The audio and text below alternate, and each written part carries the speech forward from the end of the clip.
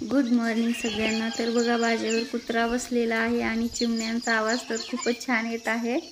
म्हणतात ना की घर सुटतं पण आठवण कधी सुटत नाही। तर लहान होते तेव्हा हे घर बांधलेलं आहे, अगदी 12-13 वर्षाची असेल आणि ही लास्टची रूम माझी होती। तर थोडंसं मी तुम्हाला माझ्या गावाचा व्ह्यू दाखवते जे खूप सुंदर आहे, नक्की बघा।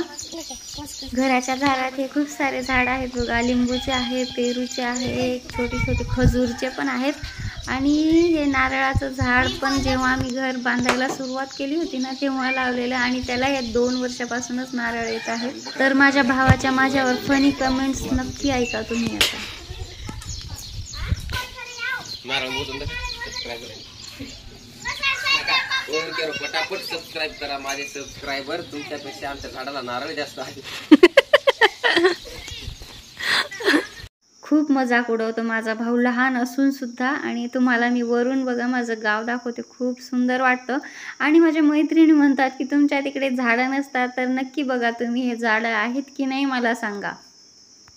आता कसं पावसाचं वातावरण असल्यामुळे ना झाडं वगैरे खूप हिरवी आहेत आणि खूप सुंदर दिसतंय, म्हणून मी म्हटलं की तुमच्यासोबत हा व्ह्यू शेअर करावा। तर कोणी नवीन असेल तर प्लीज सबस्क्राईब करा। आणि हे पाठीमागचं घर पण माझ्या काकांचंच आहे आणि खूप झाडं आहेत, खूप छान वाटतं इकडे गावाकडे पण। आणि ह्या 2 जे आहेत ना त्यात गहू आहे आणि बाजरी आहे।